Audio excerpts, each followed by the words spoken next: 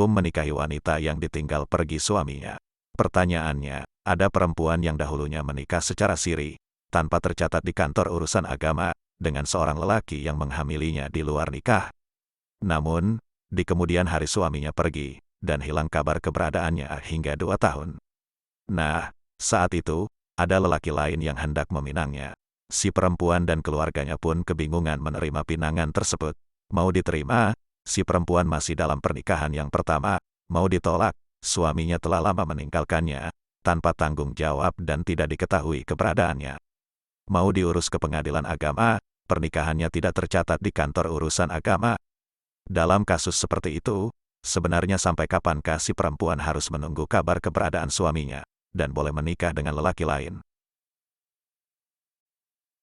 Jawabannya, penanya dan pembaca yang budiman, semoga Allah memberikan rahmat-Nya kepada kita semua. Suami yang pergi hingga tidak diketahui keberadaannya, dalam waktu yang cukup lama, dalam fikih dikenal dengan istilah mafqud. Hilangnya kabar keberadaan suami, dapat disebabkan pergi tanpa kabar, menjadi korban bencana semisal banjir yang tidak ditemukan jasadnya, atau lainnya. Dalam kondisi seperti itu, terdapat 2 pendapat dari kalangan ulama. Pendapat pertama, si perempuan harus menunggu, hingga diyakini ikatan pernikahannya dengan si suami telah terputus, baik karena kematian suaminya, kabar talak darinya, maupun semisalnya. Kemudian ia telah menjalani masa idahnya. Hal ini mengingat hukum asal dalam kasus tersebut adalah, si suami masih hidup, dan status pernikahannya masih berlaku secara meyakinkan, sehingga tidak dapat dianggap batal, kecuali secara meyakinkan pula. Artinya, suami yang menghilang, karena pergi atau sebab lain, dan terputus beritanya, maka istrinya tidak boleh menikah lagi sampai diyakini, yakni diduga kuat berdasarkan hujah, seperti berita luas atau dinyatakan mati secara hukum, kematian atau talaknya, atau semisalnya, seperti murtadnya sebelum atau sesudah terjadi persetubuhan dengan syaratnya. Kemudian si istri menjalani iddah. Sebab, hukum asalnya adalah, si suami masih hidup dan pernikahan tetap sah, secara yakin sehingga hal ini tidak bisa hilang, kecuali dengan berita yang yakin pula atau yang disamakan dengannya.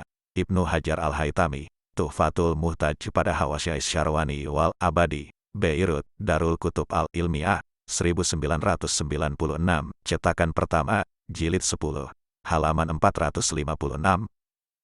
Pendapat kedua, si perempuan harus menunggu sampai lewat masa 4 tahun komariah, dan kemudian melakukan iddah, selama 4 bulan 10 hari. Masa 4 tahun digunakan standar, karena merupakan batas maksimal usia kehamilan. Sedangkan perhitungannya, dimulai sejak hilangnya keberadaan suami, atau keputusan hukum dari hakim atas kematian suami. Artinya, menurut Qaul Qadim, ia harus menunggu selama 4 tahun, menurut satu versi, 4 tahun itu dihitung sejak raibnya si suami. Sementara menurut versi Al-Ashhoh, dihitung sejak ada keputusan dari hakim, maka waktu yang berlalu sebelumnya tidak dihitung. Kemudian ia menjalani iddah, wanita yang ditinggal mati suaminya, lalu boleh menikah setelahnya. Demikian karena mengikuti putusan hukum Umar radhiyallahu anhu dalam kasus tersebut. Penggunaan acuan 4 tahun, mengingat masa tersebut merupakan batas maksimal masa kehamilan. Ibnu Hajar Al-Haytami, Tuhfatul Muhtaj, cetakan pertama, jilid 10, halaman 457.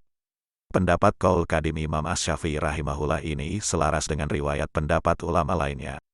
Dari generasi sahabat seperti Umar bin Al-Khattab, Ibnu Abbas, Ibnu Umar, Utsman bin Affan, dan Ibnu Mas'ud radhiyallahu anhu.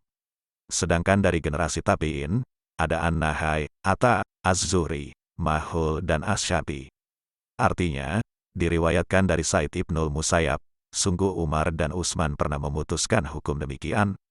Dengan sanad sahih, Said bin Mansur meriwayatkan dari Ibnu Umar radhiyallahu anhu dan Ibnu Abbas radhiyallahu anhu, keduanya berkata, istri mafqud harus menanti 4 tahun.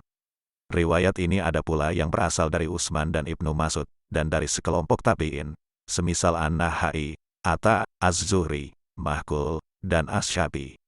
Ibnu Hajar Al-Asqalani, Fathul Bari Syarh Sahihil Bukhari, Beirut, Darul Kutub Al-Ilmiah, tanpa tahun, jilid 9, halaman 538. Demikian jawaban singkat kami, semoga bisa dipahami dengan baik.